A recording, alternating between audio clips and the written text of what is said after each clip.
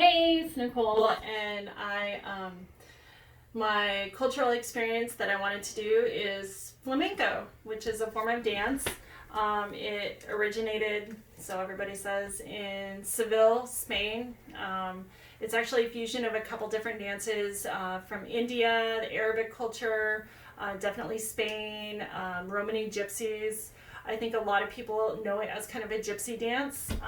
The place that I went to is called Artichoke Cafe, and they just did a small performance from a local dance studio called Espacio, and they do just flamenco dance. And they had a guest dancer called Angelina Ramirez. However, they would not let me film anything, but I did find a clip of one of their performances at the same venue on YouTube, and we will zoom in on that really quick here so that you guys can get an idea of what it sounds like, what's going on.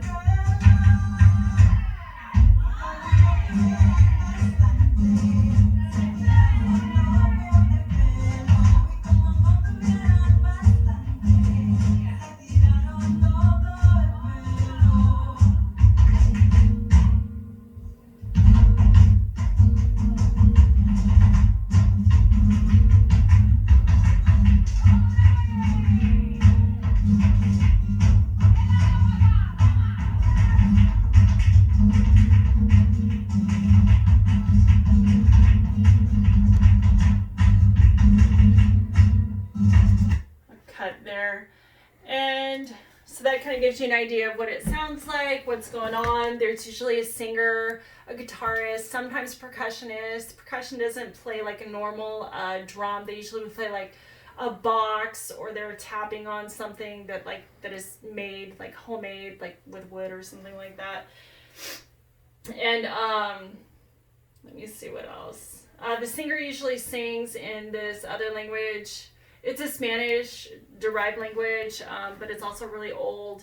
It's called Kailo, and it's from Gypsy, Arabic, Indian. It's like part of the fusion of the dance is like this different language that is really old, and I don't even think it's really used anymore.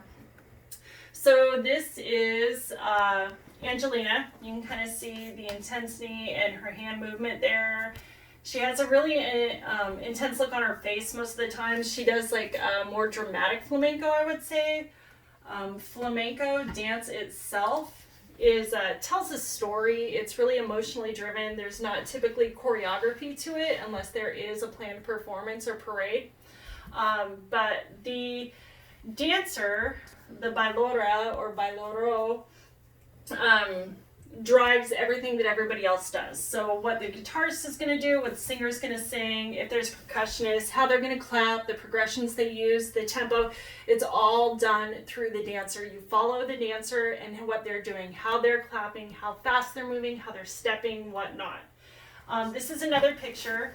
As you can see, the clothes they're wearing, a lot of fringe, a lot of ruffles, a lot of length. That's just so that there's movement. When they are dancing, there's movement in the fabric to help kind of convey the emotion that they're feeling. This is Angelina as well. You can kind of see the drama of how she has her hands up. She does a lot of these type of movements, which is just in flamenco in general. It reminds me of kind of like Bollywood type of dancing, which explains kind of the Indian, the history of the dance. And then this is another one. This is more modern, and she did her dancing a little bit more gracefully, I would say. It wasn't as dramatic and hard-hitting as Angelina's, and she's actually a local performer too. And then I was kind of curious about the shoes. I thought they were just normal shoes, like normal dance shoes. They are not. They have a wood heel, a wood sole, and this metal part right here are nails that they just hammer into the shoes. Now we have like tap shoes where you can just buy the metal tap and adhere it to your shoes. They kind of keep it more traditional. I think this goes back to just the resources that they had at the time, and so that's what they utilized, and they've just kept to that. This is another traditional flamenco dress. Lots of fringe, lots of movement, lots of red. Don't know why, but there's lots of red. And this is some more. You can kind of see the different things.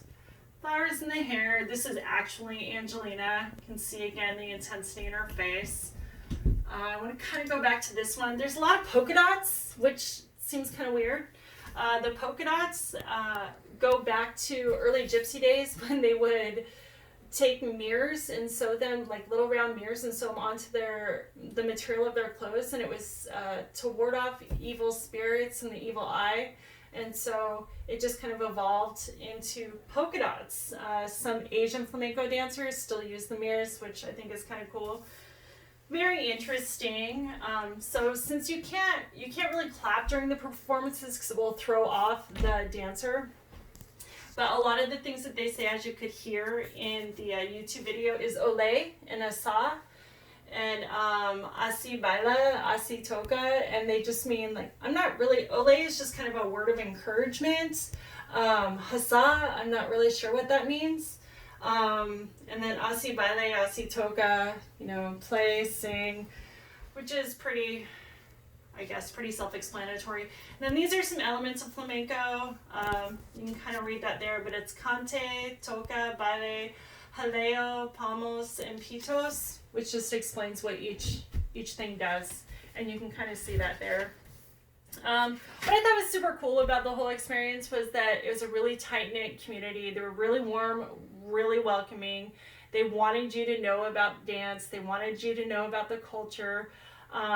They wanted to like have you come to their studio. They want you to take a class, and not just for monetary purposes. I mean, they offered for us to take classes for free to see if we would like it, and just to kind of put a magnifying glass on, you know, what they do and why they do it and how beautiful it is. And it was just really, really cool. And I've been to other shows, concerts, whatnot, and didn't have that experience. I mean, it's definitely a, hey, how's it going?